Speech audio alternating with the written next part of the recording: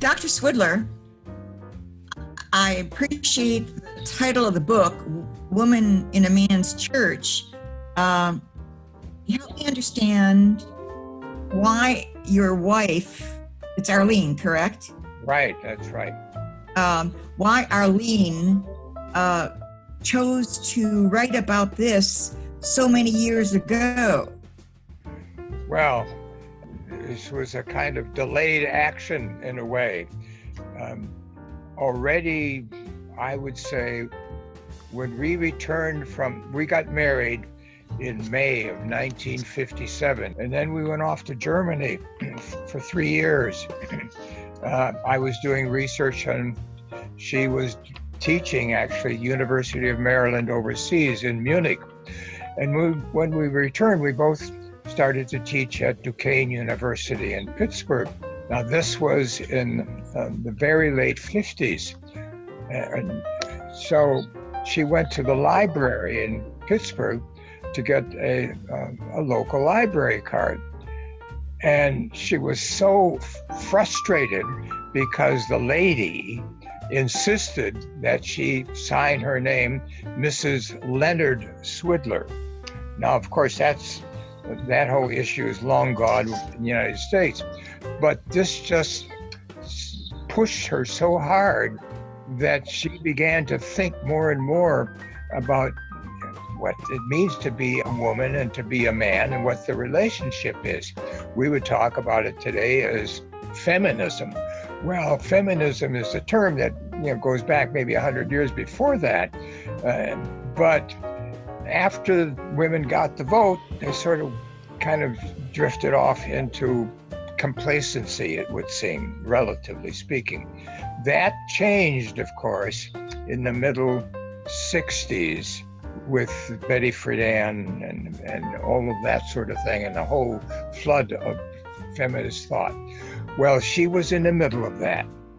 And this little episode about names was one of those elements that irritated her and pushed her in a positive direction. So already in the middle 1960s, she was publishing articles in journals like Commonweal and continued to do that. And when we moved to Philadelphia, she started women's organizations which crossed religious boundaries, so brought together Catholic, Protestant, Jewish women and explored what do we have in common, what are the positive things and the negative things, and how can we work together to improve everything. And so that's the kind of general background that led to this specific book, which is what can we do to improve the situation within the Catholic Church as far as the relationship between women and men are concerned. Well, she took that seriously and knew very well that many other women and men also took that seriously and worked to try to make that become a reality in the different communities that she lived in. And one of these important communities was the Catholic Church. I mean, after all, today, there are 1.3 billion Catholics. If you can get Catholics doing it right as far as relationship between men and women are concerned, you're going to change the world. That's really interesting.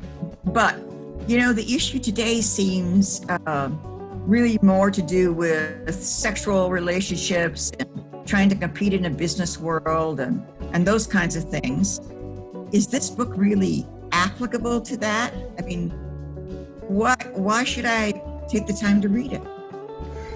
Well, you write things for different audiences.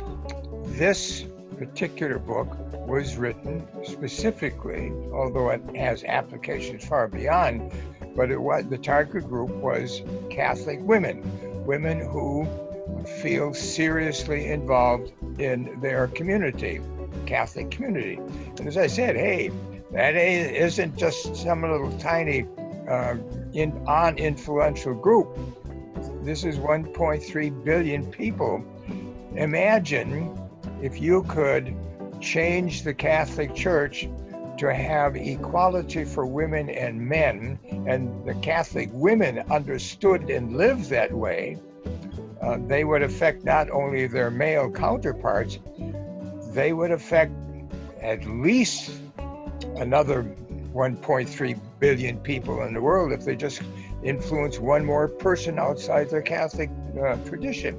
This is very important. There are a lot more Catholics than there are Americans, for example.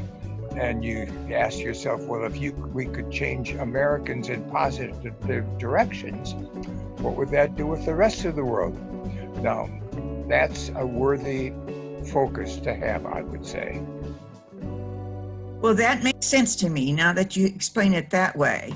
Do you think it's possible to make change happen? Well, there is a Latin saying that says, if it happened, it's possible. As a matter of fact, change has happened inside the Catholic Church, that's what we're talking about here, in all kinds of positive ways. Is there a long way to go? Yes. But the very fact that we are focused on it is already a massive change. Thank you. That makes good sense to me, and it sounds like a good book to consider.